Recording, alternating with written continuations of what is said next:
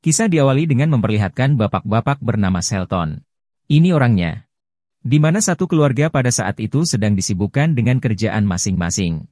Tetapi keadaan seketika berubah dikala istrinya menyuruh membuka pintu untuk tamu tak diundang, yang ternyata kedua orang tersebut adalah perampok yang sangat kejam.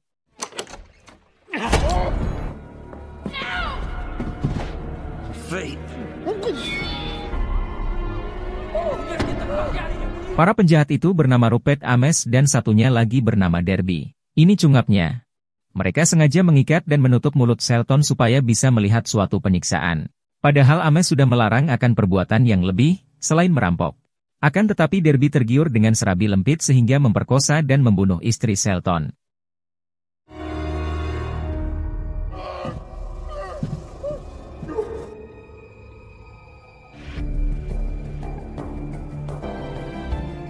Beberapa hari berlalu kini para penjahat sudah ditangani oleh pihak berwajib. Lantas Shelton segera mendatangi Nick, yang merupakan pengacaranya, demi memberi keterangan yang valid. Namun mendengar penjelasan bahwa Derby telah memutar fakta, dengan mengatakan jika pelaku utama pembunuhan adalah Ames, maka Shelton membujuk Nick supaya bisa ditolaknya. Karena semua bukti tuduhan sudah ditangguhkan di kejaksaan. Darby's testimony. He serves what, 5 years? The opposing counsel maneuvered it. Okay, well that's okay, because I saw... No, Clyde, it's what you can prove in court. Terlihat kuasa hukum dari pihak Derby telah sukses membela kliennya dengan mendapatkan hukuman yang ringan selama 5 tahun penjara, sedangkan Ames akan menjalani hukuman selama 10 tahun. Pada akhirnya Ames akan dihukum mati dan Shelton nampak kecewa dengan proses hukum yang tidak adil. Apalagi terhadap Nick yang dinilai seperti tidak dalam memperjuangkan keadilan.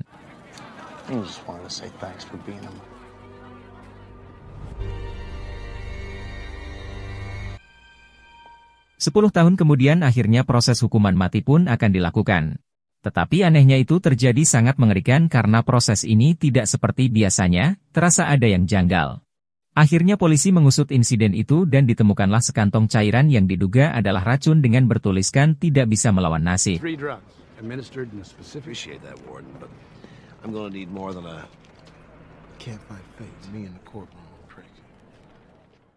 Kata-kata tersebut sering diucapkan oleh Derby, sehingga para penyidik mencari informasi tentang keberadaannya.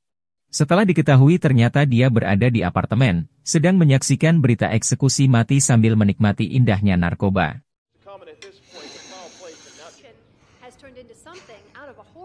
Kemudian HP-nya ada panggilan dari orang misterius, mengabarkan bahwa para polisi sedang menuju ke rumahnya.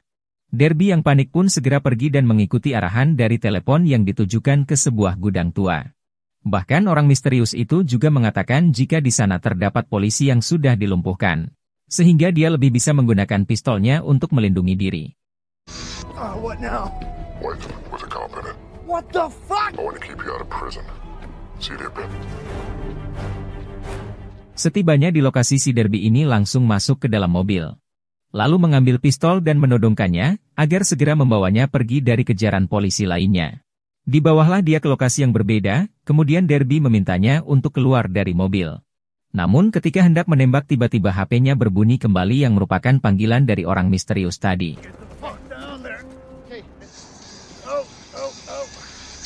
Betapa kagetnya Derby mengetahui orang misterius itu ternyata sedang berdiri di hadapannya. Lebih kaget lagi ketika si polisi membuka topeng yang ternyata dia adalah Shelton. Kecewa telah dijebak, akhirnya Derby lebih berusaha menarik pelatuk dari senjata itu. Tapi bukannya peluru yang keluar justru tangannya terkena tusukan jarum misterius itu.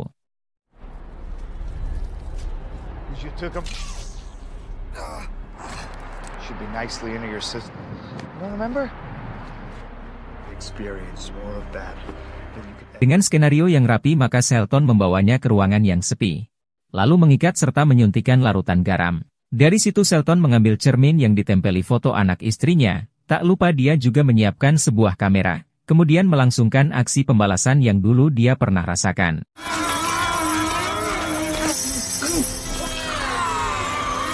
Thanks for the car.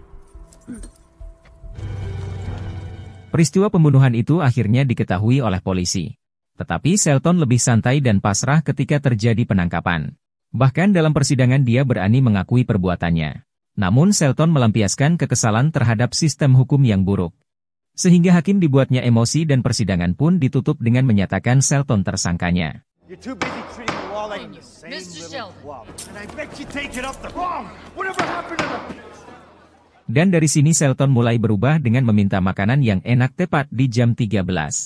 Karena itu merupakan sebuah ancaman bagi keselamatan pengacara. Maka Nick dan polisi akhirnya menuruti permintaan tersebut yang diantarkan ke kamar tahanannya.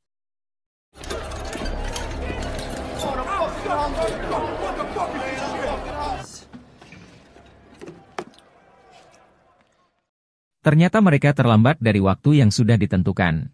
Sehingga para polisi menemukannya dalam keadaan sudah tidak bernyawa. Sepertinya aksi pembunuhan itu telah direncanakan sedemikian rupa, karena jika makan siang tadi disiapkan tepat waktu, maka polisi masih bisa menyelamatkan si pengacara. It's roughly 15 minutes to get here. Fuck this guy, Nick. He wants to play. Menyadari kasusnya serius, maka Nick bersama rekannya mulai mencari tahu lebih dalam tentang Shelton dengan menemui seseorang yang pernah bekerja bersamanya. Dia mengatakan bahwa Shelton bukanlah orang sembarangan, melainkan sebagai pembunuh yang sangat profesional.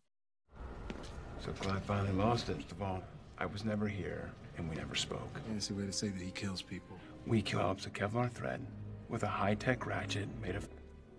That cellmate... Setelah mendapat keterangan dari orang tersebut, Nick meminta kepada hakim persidangan untuk memvonis dengan hukuman yang lebih berat.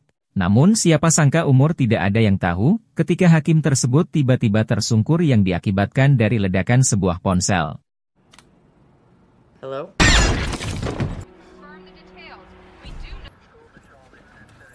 Who has access?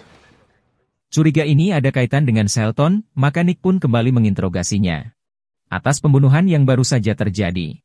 Tetapi sebuah jawaban begitu mengejutkan, ketika terucap yang dia lakukan itu disebabkan dengan alasan sistem pengadilan yang buruk, dan tidak bisa memperbaiki sistem hukum dengan baik. Best served you, Nick, the way that best served you.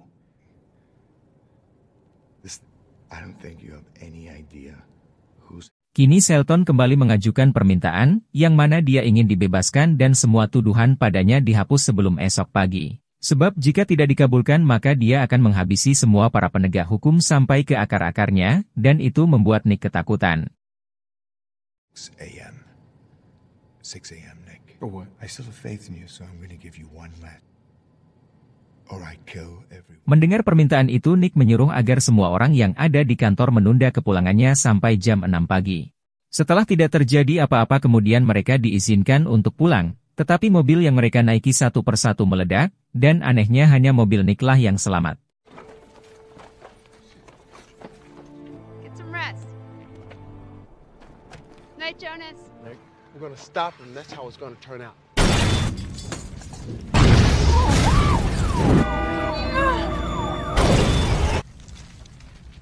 Di tempat lain terlihat Nick berada di pemakaman para sahabatnya.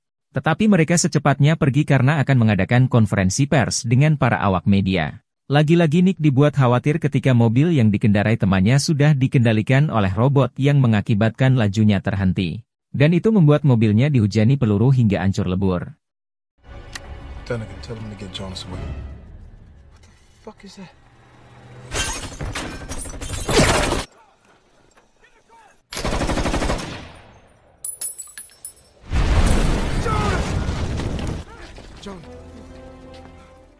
Begitu terpukulnya kejadian barusan sehingga Nick terus mencari informasi yang berkaitan dengan Shelton. Atas bantuan temannya dia menemukan transaksi jual beli pabrik industri yang dilakukan selama 10 tahun yang lalu, di mana lokasinya tak jauh dari penjara. Helping me out with.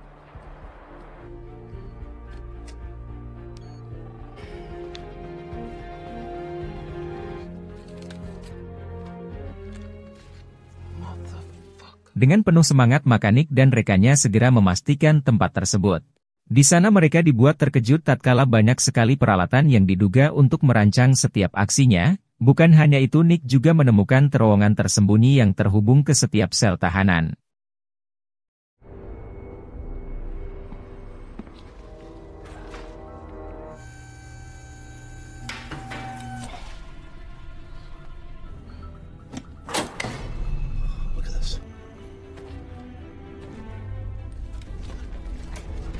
Dari sini bisa dipastikan jika Shelton tidak berada di dalam selnya.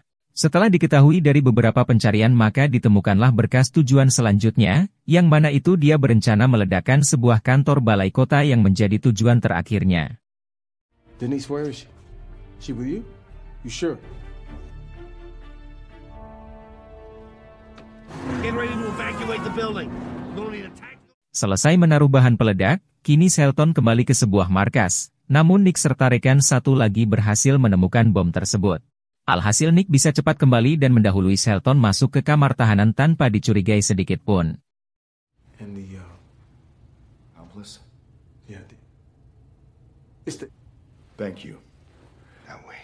By murdering all those people, all you're doing is destroying... So what do you suggest, Nick? Telah dilakukan oleh Nick supaya Shelton kembali menjalani hidup yang normal. Tetapi itu dihiraukan dan malah mengancam akan menghancurkan balai kota dengan pemicu dari panggilan telepon. Namun setelah Nick keluar dari kamarnya ternyata bom yang dibuat telah dipindahkan ke bawah ranjang, sehingga ledakan pun terjadi di sana.